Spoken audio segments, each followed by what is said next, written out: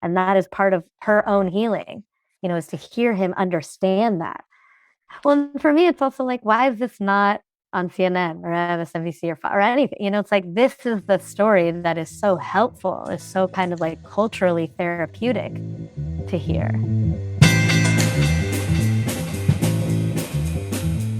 This is 10,000 Heroes. I am Ankur Shah Delight. Remember, 10,000 Heroes is here to provide inspiration, intimacy, and maybe even a little bit of guidance as to what it means to live a truly purposeful life and how we can each get there in our own way. So, welcome back. I am very excited about today's episode. It's one of those episodes that I wanted to release the day I did the interview because it was just so inspiring and I told every bit I could find all about it. But Stephanie is going through life doing exactly what I want to do, surrounding herself with the intimate details of what it's like to do superhuman transformation, things that are really hard for us to do. And then having that sink in and inform her every action. At least that's how I observe her, and you'll see what you think. But before jumping into the episode, there's something else I want to share with you today, and it's actually an invitation. Because this December, I'm hosting an in-person retreat in Joshua Tree, California. And it's the first in-person retreat I've hosted that's not just for members of Momentum Lab. It's open to the listening public. So you're the first people I'm inviting publicly. It's going to be 4 days and 3 nights of work together, work on purpose, work on vision, and of course, togetherness. And we'll be diving into a lot of what we talk about on the podcast. What are we here to do? How do we actually do it? And what's standing in our way? So I call it the Night Vision Summit. And I'm running it with 2 of my best friends, Nathan Ramos, the co-host of the show, and Matt Kaufman, who hasn't actually been on the show yet, but he will soon. The 3 of us run Momentum Lab together. It's a year-long coaching program. And we try to get together in person, as often as possible with people who will resonate with this message. So if that's feeling to you, check out momentumlab.com/NVS, momentumlab.com/NVS for Night Vision Summit to learn more about the Night Vision Summit this December. And if there's any response you have to that or questions or curiosity, please drop me a line at info@10kh.show. That's info@10kh.show. Okay, let's get back to the matter at hand. Stephanie Lepp.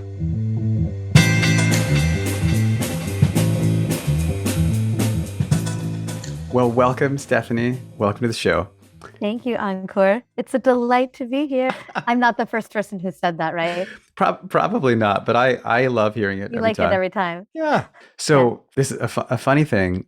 Last night, I looked at some of the links you sent me, and I hadn't done it before because doing research on my interviewees is not really part of my personal culture. It's not like my forte because I'm really interested more in your journey than like the specific work you did. But I looked at your work and I was just blown away. I was like, holy shit, this is amazing. And so I'd like to start with describing those 2 projects. One is called Reckonings and one is called Deep Reckonings. It's kind of like where I got into your work. But then everything else in there with the Venn diagrams, and it seemed to me like you've done some bathing in integral philosophy and kind of Ken Wilber type stuff. And could you share a little bit about the idea behind Reckonings first, and then the idea behind Deep Reckonings? Because this is just so, it was so motivating to me. This is exactly, I'm having these imaginary conversations all the time with myself of like, what would happen? Yeah. Like when Trump got COVID, I had this real moment of like kind of joy and hope and possibility. I was like, oh, he's going to have this experience with COVID and he's going to come out and he's going to be like some kind of like Jesus, Martin Luther King type person, and be like, oh, I have like sinned in the past and people have suffered due to like the way I use the power of my word. And I saw what happened with that. And now I'm going to dedicate my life to like service, and I'm going to go like, hang out in Calcutta or something, It didn't happen like that. Yeah. Could have been an opportunity, but it takes 2 to tango. Like, would we even let him do that? Would we even make enough room for him to do that? But actually, the impetus for these projects is personal, of course. So it does certainly connect to my personal life. But actually, this story goes back to, so we both went to the same college, which we realized together when we talked on the phone a couple weeks ago. And this story, so my first real activism experience was as a freshman at Stanford. Freshman year, it was like my first like memorable activism experience. This is in the fall of freshman year. I went with the Redwood Action Team at Stanford, RATS is the acronym, Redwood Action Team at Stanford, to it was a protest against the logging of the Northern California redwoods. So we went up to Mendocino. It was a protest. We were speaking at a city council meeting. We called Julia Butterfly on a cell phone. She was this activist who lived in a tree. She lived in a redwood tree for, I think, like almost 2 years to protest the logging of the redwoods. We went up, and I was this like very, young freshman, kind of just getting my bearings. And I remember noticing two things. One was that the people who were on the opposite side of us, like the loggers, were very humble looking people. The people who we were kind of like protesting against, let's say, were very humble looking people.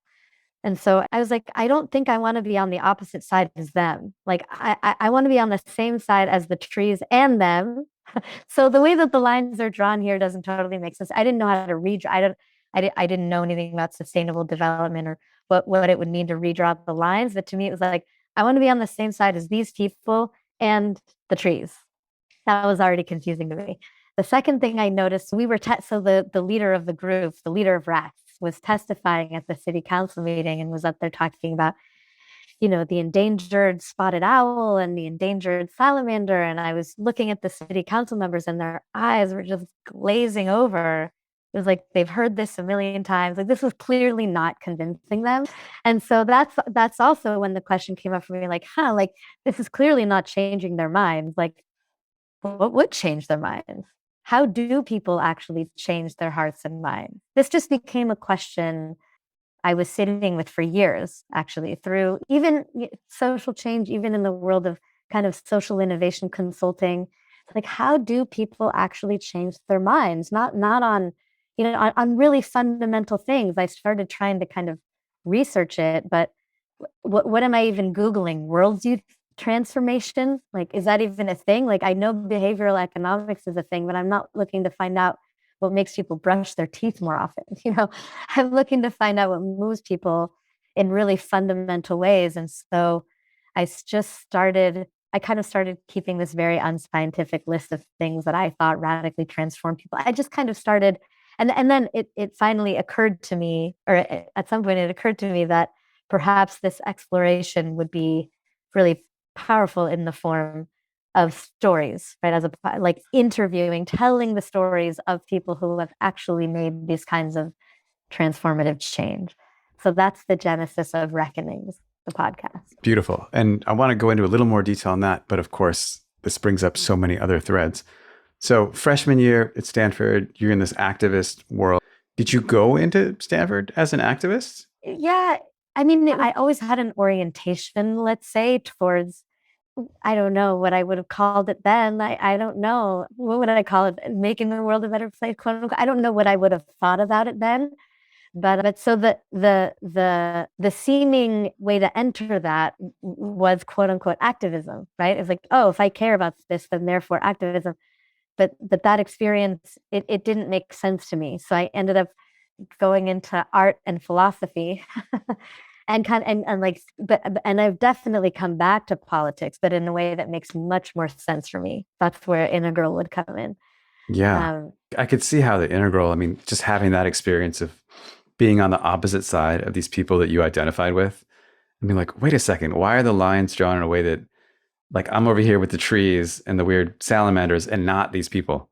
And so when did discovering the Integral thing? And some people who have listened to this podcast, we interviewed an Integral Life gentleman a few months ago. So there's some people that have that kind of background. Well, actually, it's funny to hear you. I'll answer that question, but it's funny to hear you now, to hear that reflected back to me, to hear you say on the same team, because the way I often think about the work or the project is grow the team bigger and bigger until it includes as much of life as possible. And I guess there was a seed of that there that I couldn't have articulated in that way, but that's what was going on. Integral I used to call myself a promiscuous pragmatic pluralist until I learned that there was one word for it, integral. And I was like, so much less of a mouthful. Great, good. And thank you, Ken Wilbert. You elaborated it in a way more sophisticated, right? You spent like 20 years in a cave working this out. How I would have described it before I discovered integral, it would have been something like, I don't know what I would have said. Something like, thank God we've given birth to so many ways of doing things. Under what circumstances is which way useful? Something like that. And then integral came like formal integral. Yeah, it was through Ken Wilber and the realization that, oh, wow. Yeah. And just to recap the basic thread of it for people who didn't listen to that previous episode or haven't studied that philosophy, the idea in my mind is just that every way of approaching a problem has some key insight that we ignore at our peril. Yeah, the way that I would explain integral. So, I mean, this is my like silly way, but once upon a time we came up with a way of doing things, and we were like, this way is the right way. This is the one and only right way. And then the circumstances changed, and we came up with a different way of doing things that made sense in that circumstance. And then we were like, yeah, this way, this is the only right way. The right, everyone else that does every other way, they're wrong. Our way is the only right way. And then the circumstances changed again, and we had to, and then after a while, we started to notice the pattern. We were like, wait a second, we keep doing this thing as we co-evolve with our circumstances. It's like, well, maybe the way that we're using now is not the one right and only right and always forever right way. Maybe there are many ways of doing things, and different ways are useful in different circumstances. In some ways we like better than others. In some ways we're ready to let go of forever, like slavery. It's like we don't have to go back to that ever again. But yes, like to your point, like we ignore ways at our peril. Like under what circumstances is which way useful, and let's also use the ones that or create the circumstances that allow us to use the ways that we prefer, because it is more enjoyable, it is more just, it is more inclusive to be in a more democratic and open society, let's say. But yes, thank God we've given birth to so many ways of doing things. Yeah. Yeah. And then that insight leads directly into what you said about once you have that insight, then all the people who disagree with you are not enemies, but they're just potential collaborators in a different way, which leads to your like growing the team as big as possible. So another key thing for me in my work and my coaching is it's all about this concept of purpose. And this, again, it's exactly what we're saying. It's a mystical, rational hybrid of like understanding through empirical experience of life and trying different things, and being open to the fact that some things are hard to know rationally what it is that we're here doing. And so the fact that you just had this insight of like, oh, the way I describe my work right now is actually the way that like 18 or 19-year-old Stephanie looked at things then. To me, that's like, oh, something about this is key to your purpose that's expressing itself and unfolding in all these different ways across various decades in your life. Does that ring true to you? Yeah, it's funny. I actually almost feel like I had more clarity then, like 12-year-old, 15-year-old, 18-year-old Steph, because it was unencumbered by fear of what am I doing and what should I be doing. So it almost like doesn't surprise me. Like that was authentic Steph. You wrote you in your email to me, you wrote you with the capital Y, and you also wrote you with a lowercase y. Like that was you with an uppercase Y for sure.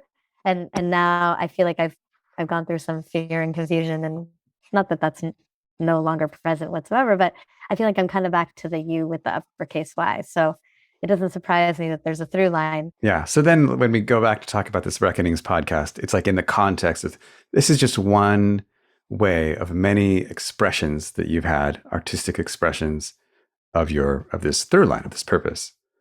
Reckoning? Yes. And I mean, I guess I don't know if I actually really said what it was. So Reckoning was, I mean, it could be restarted, but for right now, I'll put it in past tense, a podcast that told the stories of people who have made all kinds of transformative change, people who've expanded their political worldviews, people who've transcended violent extremism. So it's all really just an exploration of how people change, and more specifically, how people change in ways that connect to or scale into broader social and political change. You know, I'm into Some of drama. these stories, oh yeah. I mean, it's like I've spent hours with this tape and it still makes me cry. I mean, so I can lip sync some of these things and it still makes me cry. Yeah, well, what are you thinking of in particular, So, drama wise? so I listened to a few last night, and I was like, oh, I'll just check out a couple of Stephanie's links before I go to bed. And then it was just like a couple hours. I was like, Jesus, this is so intense. This guy's this guy's Samir. Yeah, Samir. Can you tell that? Can you tell that story?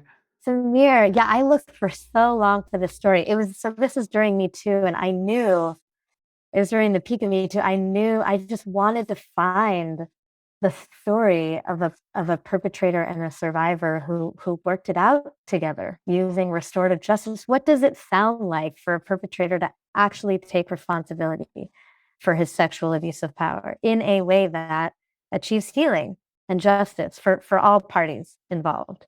I looked for I looked for them for so long, and I find yeah. So this is a story of campus sexual assault. This happened freshman year between them. Samir and Anwin, these are pseudonyms. And senior year, and you'll have to listen to the episode to find out what happened between freshman year and senior year. But senior year, they went through. She invited him into a restorative justice process, and it's still very alive for them. When I recorded with them, it was kind of in the recent past. So he's still he's still reckoning with it. It's still alive for him.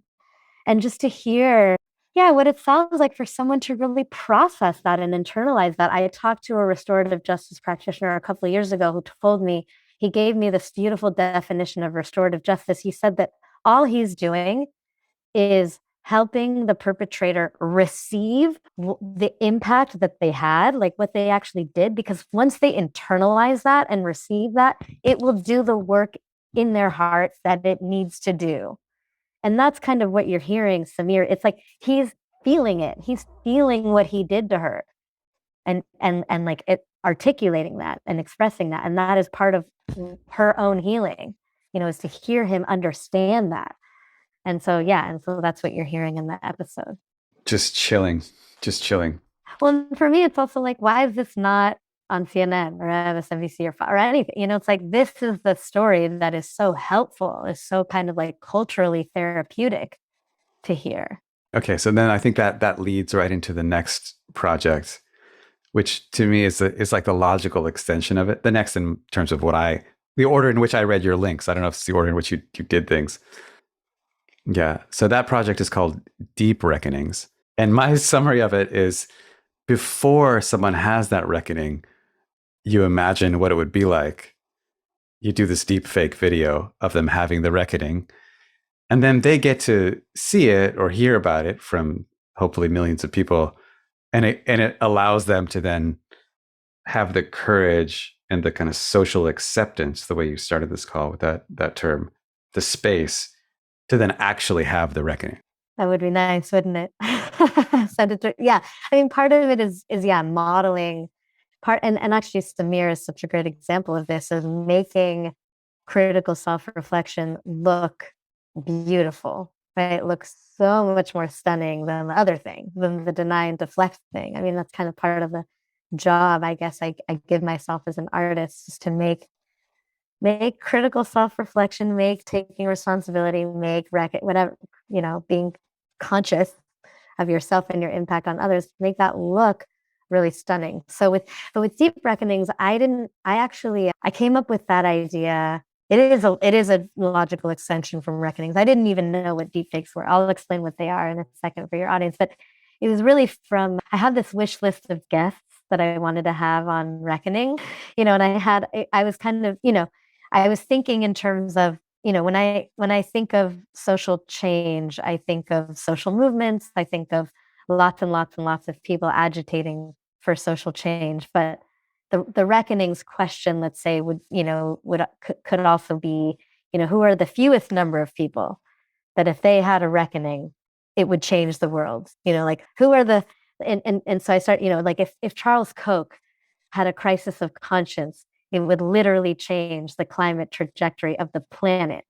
And so I started fantasizing about the film. Like I didn't even really know what I was imagine it's like this fantasy film where Charles Koch has this crisis of conscience and it changes the world. And and then I discovered the phenomenon of deep fakes. And I was like, you can actually make this. So yeah, so deep fakes, for those of you who don't know, are we are at the point now with artificial intelligence where you can make it look like anyone is saying or doing anything, even if they never said it or did it. We can make a film that makes it look like anyone is doing anything. And you can just imagine where that can go with misinformation, et cetera, et cetera, et cetera. It's a brave new world. Let me just give like a high level kind of technical sketch for people to see how that's possible. So basically it requires, and this is like also information or prescription. If you don't want this to happen to you, what would you have to do? So, so you can, to my understanding, you can only really do the deepfake thing if you have video and audio of a person talking for a certain amount of time.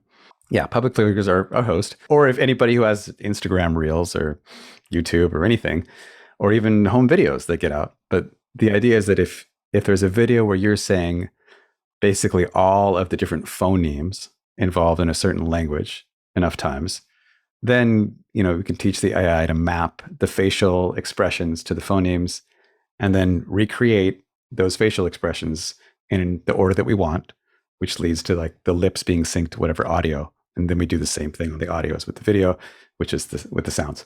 So as long as there's like a large enough data set, then you can get anybody to say anything. Yep. You just feed the AI data. Brett Kavanaugh making this really like heartfelt, beautiful, like all these incredible kind of pregnant pauses in him apologizing for what he did. And I don't know if it's high school or college or his whole career, but I didn't follow it too closely.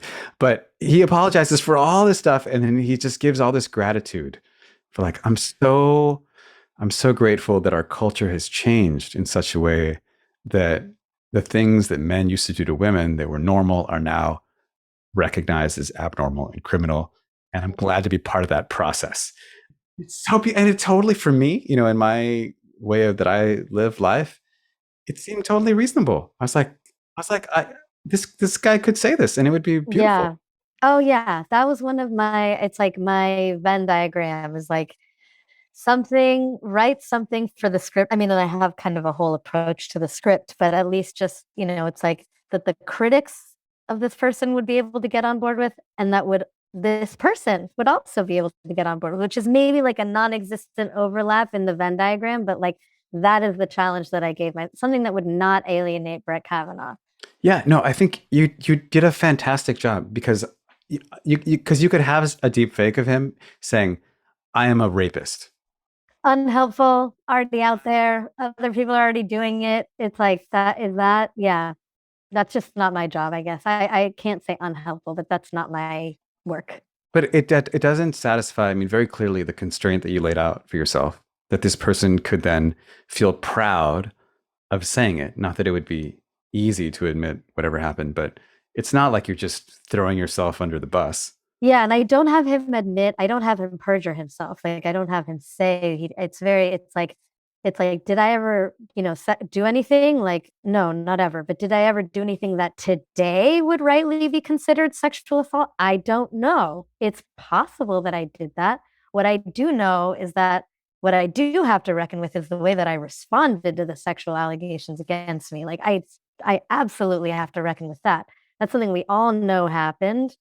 We all watched happen, so yeah, so it is like a needle to thread.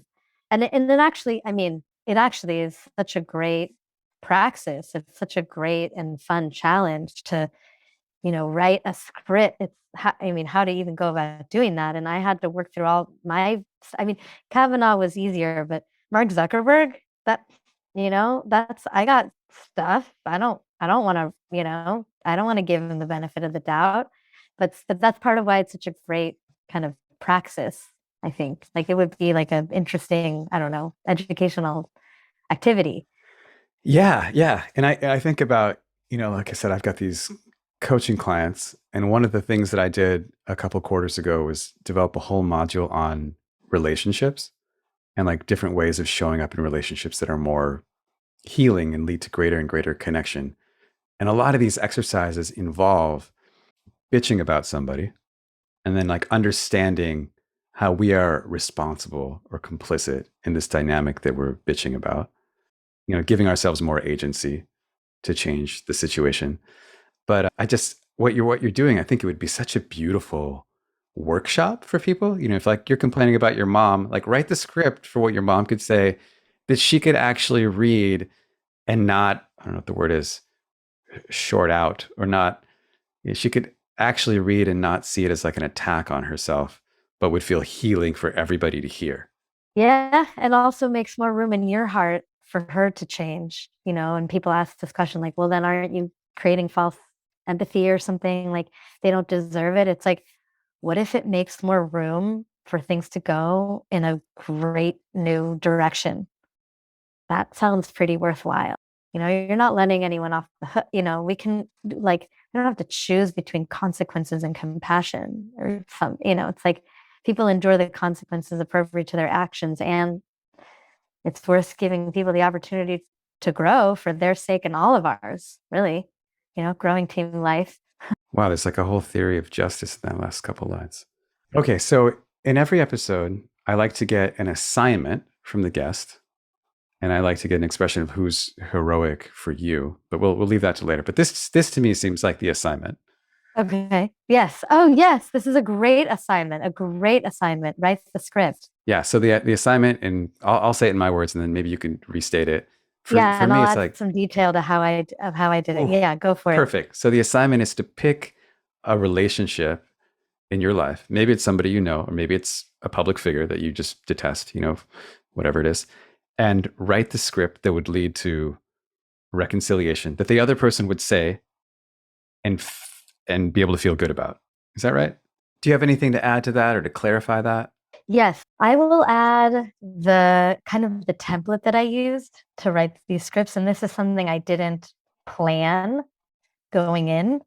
It just kind of emerged from the process of writing the scripts. But I guess the first thing I might say is that the raw material for writing these really came from reckonings, really came from hearing what a reckoning actually sounds like. So it might be worth maybe listening to an episode or two and kind of getting a feel for what that sounds like. So it's made a little less contrived from up here. But with that, it was three questions that I asked myself about each person. One is, what is this person reckoning with, right? Like what is theirs to own? What do they have responsibility for? The second is, what do I think happened? Like giving them the benefit of the doubt, the absolute benefit of the doubt. Like, why might this person have done this thing or be doing this thing? What might explain this in a good faith way? And then the third question is, if this person were to have some kind of a reckoning or a crisis of conscience, or just observe their consciousness grow as a result of taking responsibility, what would they have to teach all of us? Because all of the episodes that my guests really come to some wisdom. It's not just an apology. If it were just, I mean, that's part of it. It's really like the process of coming to the apology. You learn some wisdom. That like Brett Kavanaugh learns that evolution is beautiful, but it's not pretty. I mean, that's straight integral. But that's what he comes to is you know what, we're going through this process of social change and it's kind of messy and some people are getting caught in the crossfire. Maybe I'm one of them. And evolution is beautiful. It can be not pretty, it can be messy, but there is a bigger process of social progress that I really want to support, even if I'm getting caught in the crossfire of it. And that's something he can teach all of us. And so those would be like a set of three questions that people can ask themselves. Amazing. But even as you say that, I have such resistance and disbelief. I think of this guy. I've had this relationship with this guy for a long time, who has represented pure evil to me for like the last 20 years. Well, just in my mind. And as a meditation practitioner, I believe in unconditional love for all being. And so I'm trying to include this person. And it's, I've succeeded to various degrees on different days, but it's really challenging. It's Dick Cheney is who I'm talking about. Yeah.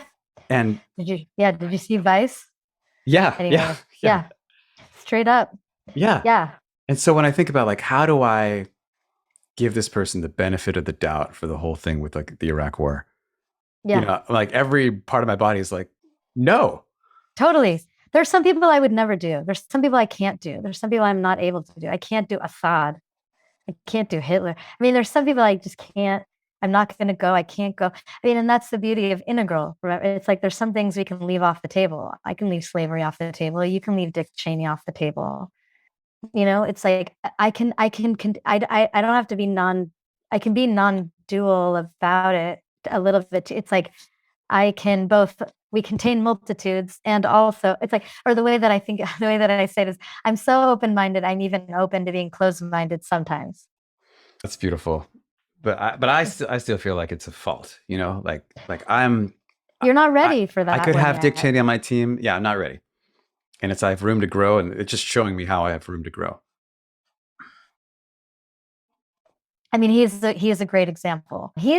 I don't know. It's also so crazy with these people who are like on their deathbed. Like you would think it's like what you thought when Trump got COVID. I think deathbed is such an opportunity.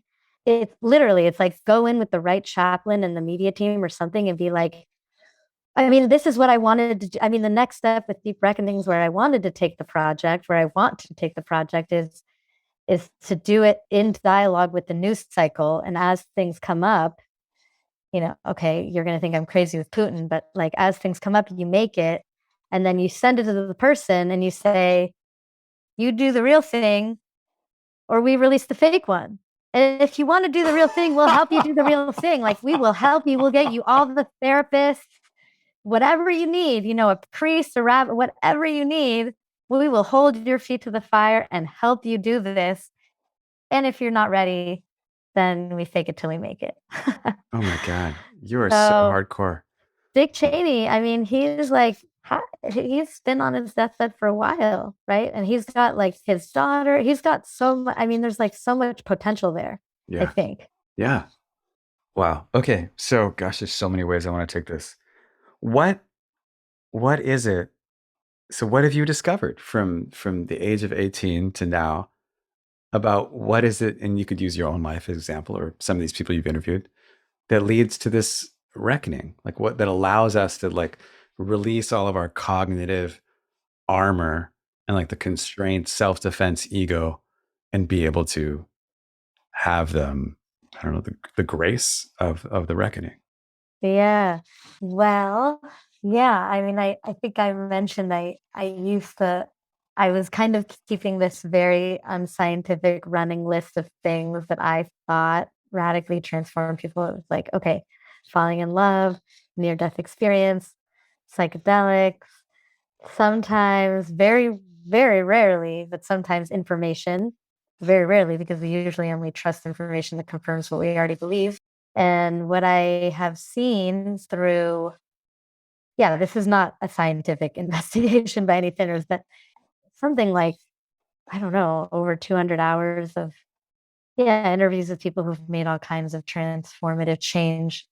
What I've seen is that it's not that I mean, it's not that those things make us change, that my running list of things. What those things have in common, or what they do, is that they reveal to us the difference between who we think we are and who we actually are, or the difference between the impact we think we're having on the world and the impact we're actually having on the world. And it's seeing that difference, it's seeing that gap that initiates the process of transformation. So, for example, to give an example, the episode 19 features a former white supremacist named Frank Mink. His reckoning process started in jail when he started spending time with Black people for the first time in his life. Black inmates, he started playing sports with them. And he started realizing, it was like, oh, well, I guess Black people are okay. It's like, oh, but Jewish people are still, like Jewish people are okay, but Black people are okay. And that was already confusing enough for him. And then he gets out of jail. He's looking for a job. He can't find a job. He has swastika tattoos all over him. And who offers him a job is a Jewish person.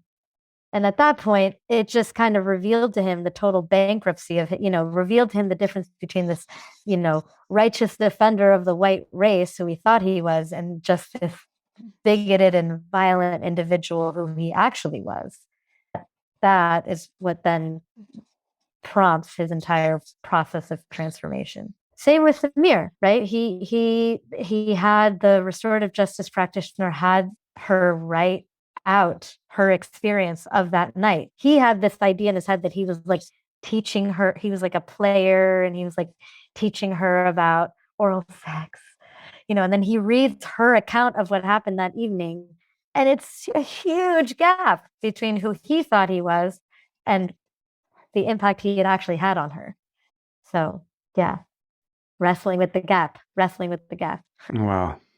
So my mind is going back to the assignment you gave and Adolf Eichmann. Do you remember that story? He was not. So my recollection, Hannah Arendt wrote this book called Eichmann in Jerusalem, which was the trial of this Nazi. I think they found him in South America. In Argentina, yeah. Yeah, and expropriate. No, they extradited him to Israel. They put him on trial. It was like this giant trial. They're going to get this Nazi evil mastermind, and she goes to cover it for the New York Times. And her telling of the story is that, I mean, she does kind of what you say. She gives him the benefit of the doubt, and she just finds that he's like a little bit simple, and he's not really an evil mastermind. He's just like doing his job and kind of like obsessed with making sure the trains are like running on time, and the trains happen to have people going to concentration camps, but it was almost like he like didn't notice. Oh my God. Yeah, totally. Wow. I don't know this story. Wow. It's so, I mean, Hannah Arendt, she's incredible. And the book is real, Eichmann in Jerusalem. It's totally amazing, but she does this very public version of what you say, and it's met with all this scathing criticism because people are just not down. Like, she should be vilifying this person. Totally. That's the fear, honestly. It's like, don't be scared of learning about Dick Cheney because you're going to find how evil he is. It's like, be scared because you might find that he's actually just a fucking human being and it might scare the shit out of you. This is what happened to me with Alex Jones. I was so scared to go into Alex Jones. He's hurting. Like, he's suffering. It's like what I can see really clearly.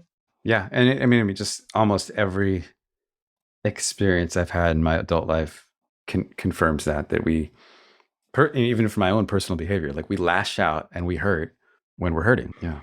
So going back to purpose, growing the team, you've done this in a few ways.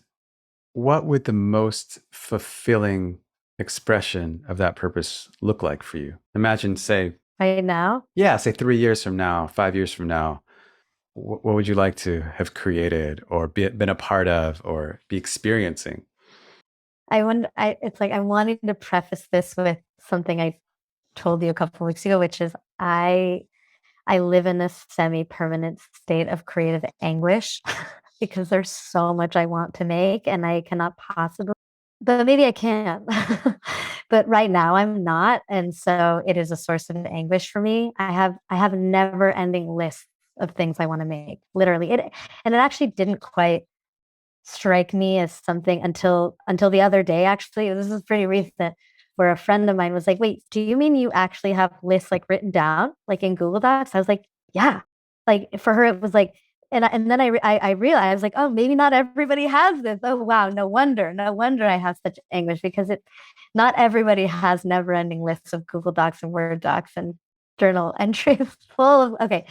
So I mean, what I would have in there is a full-fledged production studio, full on every medium, audio, video, performance, events, everything, and just be doing it. Have a team. I mean, right now in particular, what I'm interested in is it's actually integral content. Integral politics is where I'm at right now. Is not the thesis, not the antithesis, like the Venn diagram. Then I can say more about them. But I'm wanting to make content that is not just playing for one tribe.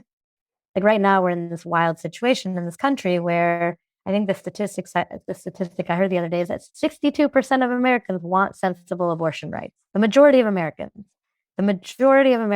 want sensible gun legislation. And yet that is not what we're going to get legislatively. And that's also not what we're hearing in terms of the media narrative. Like the media is also just playing for a tribe. And so we don't even have that actual moral majority. This is the actual moral majority, people. We don't have that position, the moral majority position, articulated. And so that's what I kind of, I guess, my implicit theory of change is by articulating that position, we can actually mobilize ourselves around it. There's an actual sensible majority in this country that is not being activated. And so, yeah, right now I'm wanting to make content. I can, say more specifics about that, but, I'm one person with not quite don't quite have the distance, but I feel very optimistic distribution wise, because at this point, I don't know what your listeners might think I'm crazy for saying, but like, I think Joe Rogan is on this team of growing growing the team, I think I think that there are, whatever it's called, heterodox-ish voices that are not just playing for one tribe, that are kind of trying to do the integral thing, but don't know what to call it, let's say, or Andrew Yang. I mean, there's enough. I literally, I think Joe Rogan's audience is bigger at this point than CNN or Fox. I mean, so I think there's a lot of potential to activate this actual moral majority, let's say. So in 3 years, I want my full-fledged production studio, distribution channels, collaborating with Joe Rogan, Lex Tree, all of these voices, and actually like helping. It's not even about like changing. It's growing the team. It's like identifying the team that already exists and just needs to kind of precipitate out of solution and articulate itself clearly in the way that, like grows the bed with the strange bedfellows, grows the team. Yeah. So yeah. So it's this whole production studio for these non-tribal or post-tribal narratives. Yeah. I mean, the post-tribal, pan-tribal is kind of where I'm at now. But if you look at the never-ending list, there's that seems to be kind of the hot topic for me right now, especially with an election coming. Yeah. Yeah.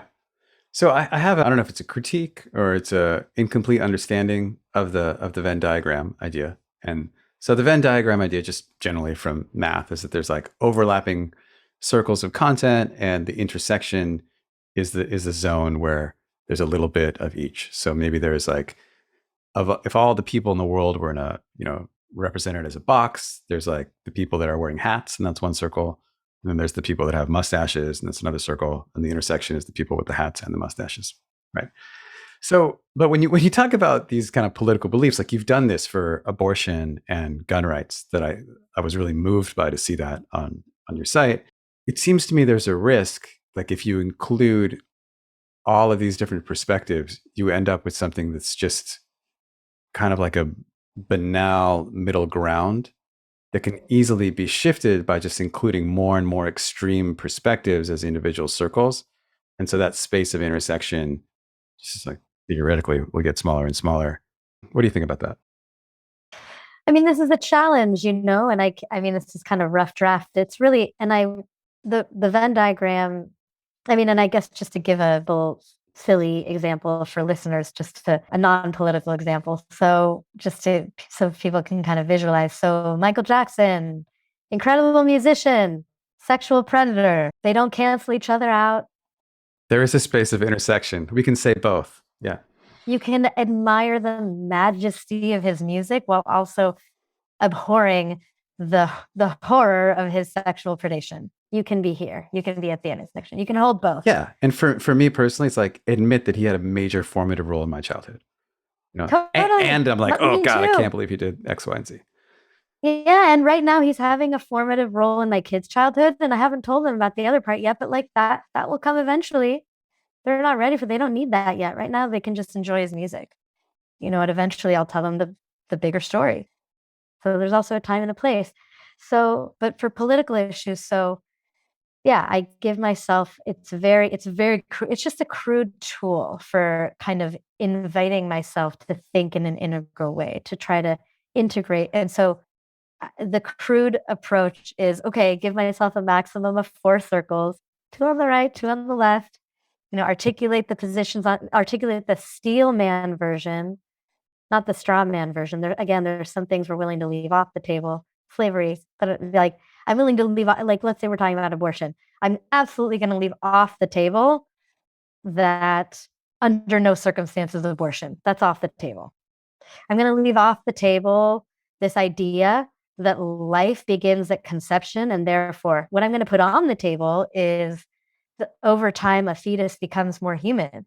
That I'm totally going to put on the table. That's actually a really good point that the right is bringing to the table. Like weeks matter, the number of weeks matter. And that the left has had this like knee-jerk reaction against and wants to deny because it's not convenient for their position. Okay. Yeah, but you know what more human does too? Like it's actually, I was actually just realizing the other day, like what this idea of a fetus becoming more human also does, which is very cool, is that the right kind of has like an implicit binary understanding of life. Life, yes or no. Not alive, alive in an instant. And more human suddenly turns it into a continuum, which is like, yes, like totally, let's get on board with that. So it's really just, I mean, I can keep going with the abortion one. Please do the abortion one, just so the listeners have the map. So circle number one, and the first circle, feel manning the right. Life is precious. Yeah, life is precious. Yes, thank you, right, for like bringing that, and the way that you're bringing it, and blah, blah, blah, like some things we can include and transcend, leave off the table. But life is precious, totally. So that's the first circle. Second circle, coming from the right, is sure, over time, a fetus becomes more human. Yeah, and so I just want to point out that from the tribalism for people on the left, which is where I came from, so I can relate to it.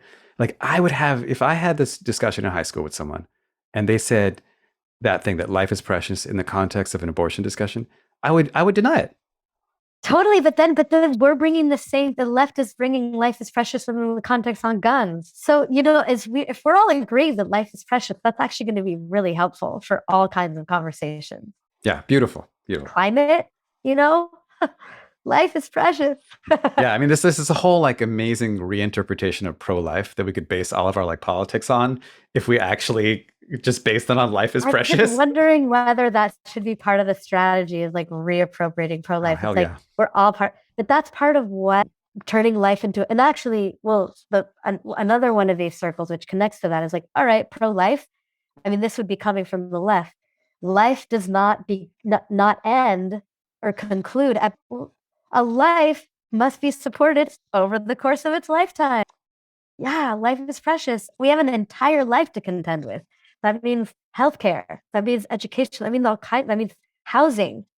So those are. So we have life is precious. Over time, a fetus becomes more human. Life does not conclude at birth. That's coming from the left. And then the last one would be something like sovereignty over our bodies is a foundation of freedom. Yeah, without sovereignty over our bodies, we would be slaves. That's something that people on the right would probably be able to get on board with too. So, in none of these circles actually mention abortion at all, the way that I just articulated them. But it's articulating the values, like the steel man version of the values that each side is bringing to the table, in a way that I think I mean, I don't know. Again, this is very rough draft, but like could create an intersection of the Venns that would be a place from which like a pan-tribal perspective on abortion could flow. Yeah. So, and to address my kind of nitpick or criticism from earlier, you're not placing the most extreme minority perspectives on this table. So you're not trying to include everyone and have this fundamental intersection of all possible beliefs. Yeah, no, the question I'm asking myself is, what is the perspective on this issue that the largest ideological diversity of people could get on board with? And that is in and of itself like, well, how do you measure ideological diversity? Okay, like let's not get too eagle-eyes on it. Let's be a little more owl-eyes and just, okay, like what is the bed? What is the biggest bed for the strangest bedfellows on this issue? Which is great because you're an artist. And so you can do that, and you can use your intuition to do it in a way that is probably going to shortcut someone who took like an analytical approach. It's going to be way faster. There is also I maybe should elevate the work of an organization called, I'd love to elevate the work of an organization called the Institute for Cultural Evolution. They are doing the best work on integral politics out there, on identifying integral positions on political issues, and what they came up with a policy position on abortion. I should actually just mention this because it's so it's really great. Like the way that they think of it not as left and right. If you're doing integral proper, then you're actually integrating traditional worldview, modern worldview, progressive worldview. And so what they have as a policy proposal is during the first X weeks, I don't remember what number of weeks, during the first X weeks, there's the constitutional right to abortion. During the last X weeks, there's a constitutional ban on abortion, except under extenuating circumstances of, life of the mother, whatever. But during the middle X weeks, you just let the states decide. That is so sensible. That is an integral policy proposal that integrates the different worldviews. And yeah, maybe it's not whatever, but like it is a great place to start. It is starting from where we are now. Yeah, seems so sensible.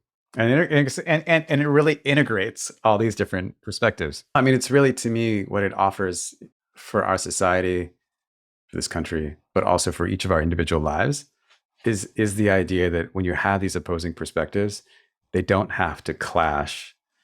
They can really be, they're like little toys or puzzle pieces. You can put them in the right place. Puzzle pieces, yeah. It's like, thank you for bringing another piece that we needed in this. Exactly. That's the way I think about puzzle pieces or a tool belt or mandala. It's like, I mean, to be clear, it's like if we were going to, the circles are different sizes, or, it's like some tools are more useful than others. Some tools are really only to be used on an emergency basis. If we're thinking about food security, like where does fake meat come in or something? It's like, it's like there's some things, but that also helps us triage. It's like, actually, if your tool is just used in an emergency situation, then let's spend more resources on the tool that we would rather use because their situation hasn't gotten that dire. We don't want to get things so dire that we have to use your tool most of the time. So we can do some levels. But yes, the ultimate orientation is like, yeah, thank you for bringing your piece. Beautiful.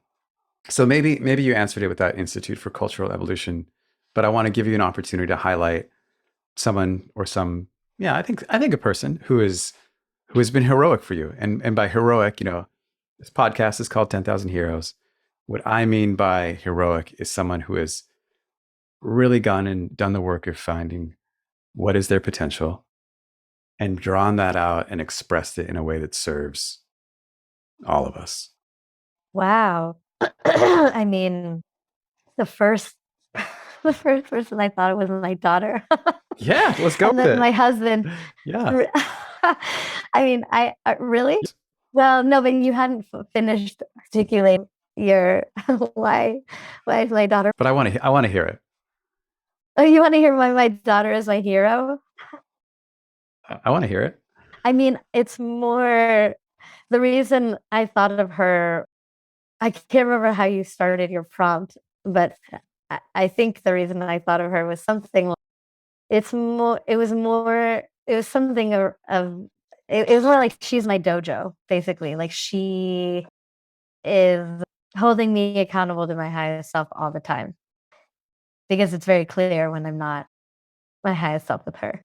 So yeah, something like that is something like she is. And just by virtue of being herself, she doesn't have to like tell me anything or teach me anything in particular or like have me read a book. She just being herself, reacting to me from just the place that she's at as a 5-year-old. Like she doesn't have too many ideas about it. She's just like reacting to the reality of it, of me, and the fact that she's my daughter. Therefore, it's like my heart isn't going to just be like, well, who cares? It's like, well, forget about her. I don't care about her any. It's like my heart can't do that. So, yes, she's my dojo. I mean, that was kind of abstract. I don't know if that's an answer to your question. You can answer it any way you want. Yeah. Okay. Yeah. I mean, I can give another like a person that we might. All right, maybe go for find online. Go for an adult. Go for an adult. A grown up too, who's also not a hero. So someone and remind me someone who is being true to themselves. Yeah. So I mean, for me, it's this combination, or maybe this intersection, to use the Venn diagram language, of someone who's like understood their potential, like what they're here to do, and is able to really express it in a way that they feel totally fulfilled Yeah. And their personal fulfillment is their highest possible service. It's so cool. I mean, my favorite artists are all that. I mean, I will name Laurie Anderson. Do you know who Laurie Anderson is? Oh, Laurie Anderson. So she was married to Lou Reed. She's a contemporary of Philip Glass. They're buddies. Her and Philip Glass go way back. She is a what is she even? She's like a performance artist, musician, inventor, hypnotist, magician. I don't know what she would. She does these works of performance art. So she does basically my favorite medium. She invented it. It's kind of like philosophical performance art. Like she'll get up. She like invented this MIDI violin. She has this violin, and she like designed all the visuals behind her. She is an inventor, and she'll tell these stories like, and some of them are like she did this one. I was in this one show of hers where she kind of guided a meditation. She did this kind like guided meditation of us to kind of like come to terms with our own collapse, basically like counting us down from 10 down to 0. It's like, and we're gonna, and like, but she'll just like say these things. It's like philosophical. It can be humorous, but it's like sometimes it's like heavy. She'll like drop this heavy thing, and then she'll just play her violin and let it breathe and just let us like sit there like absorbing it. It's like collective hypnotic therapeutic performance art. It's amazing. It's amazing, and it's exactly the medium. Like in 3 years, if I was doing my dream, yeah, I would. My first medium was actually dance. I would love to get back into performance art, and it's totally her absolute just self, being herself. That is also simultaneously, to your point, Venn diagram, like a total gift to all of us. Chloe Valdary, is like starting to do this. This is for those of you that check out Chloe Valdary on Twitter. She's kind of starting to do what I would consider philosophical performance art. I think it's such a great medium. It's such a great medium because it like gets us out of our. It's like musical, and we're like feeling it, and it's like giving us some method. Sometimes it takes a spoonful of sugar or music or something to help the medicine go down. So, Oh, thank you. Thank you. Thank you. Thank you. Thank you for all of your insight, all of your vulnerability, all the reflections, the assignment, the stories, all the work you've done, these heroes that I'm going to try and find an interview. Really, thank you so much, Stephanie. thank you, Ankur. This was so fun. That concludes another episode of the 10,000 Heroes Show. Thanks again for listening, and I hope that this has contributed in some small way to your own personal journey of heroism. I'd like to give a shout out to Pierre for the episode artwork, DJ Plainview for the theme music, and to our producer-editor, Martine. This podcast is sponsored by Momentum Lab, our year-long coaching program providing insight, accountability, a community of excellence, and one-on-one support. I encourage anyone who's intrigued to go to whatismomentumlab.com and explore. Finally, I love communication. If this episode has impacted your life in any way, let me know. Our email is info@10kh.show, and there's other ways to contact us in the show notes. Thank you, have a wonderful day, and take care.